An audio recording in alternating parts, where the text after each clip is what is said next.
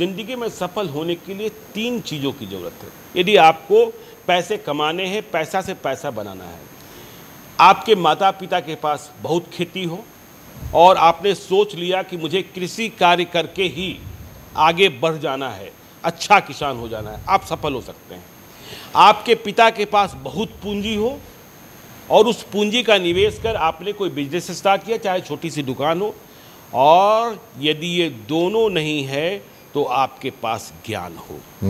देखिए, आपकी बात को अगर मैं थोड़ा थियोरेटिकल रूप में कह दूं एक लाइन में, श्रम आधारित अर्थव्यवस्था से हम पूंजी आधारित अर्थव्यवस्था पे गए और पूंजी आधारित अर्थव्यवस्था से हम ज्ञान आधारित अर्थव्यवस्था पे आए हैं।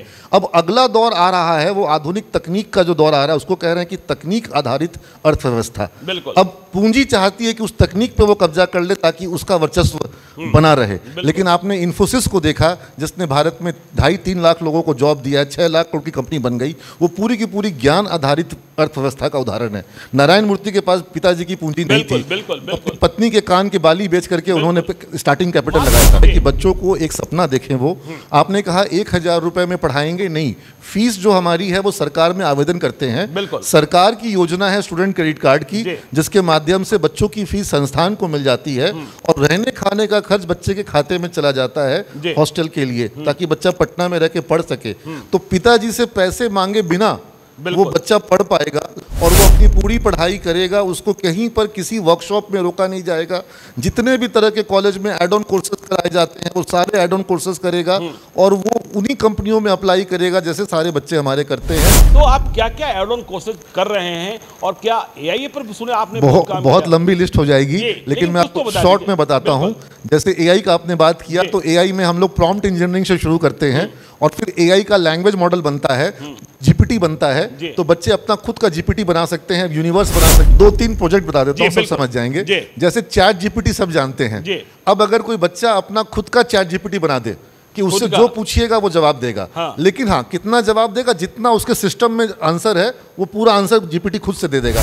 पढ़ लेगा खुद से, रीड कर लेगा खुद से और खुद ही जवाब बना के दे देगा। तो इस तरह का जीपीटी हुआ।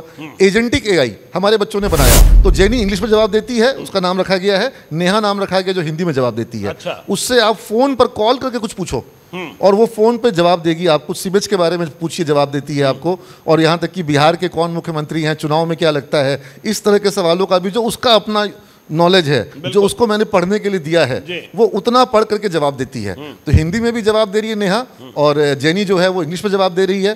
तो इस तरह से वो एजेंटिक एआई का प्रयोग हुआ।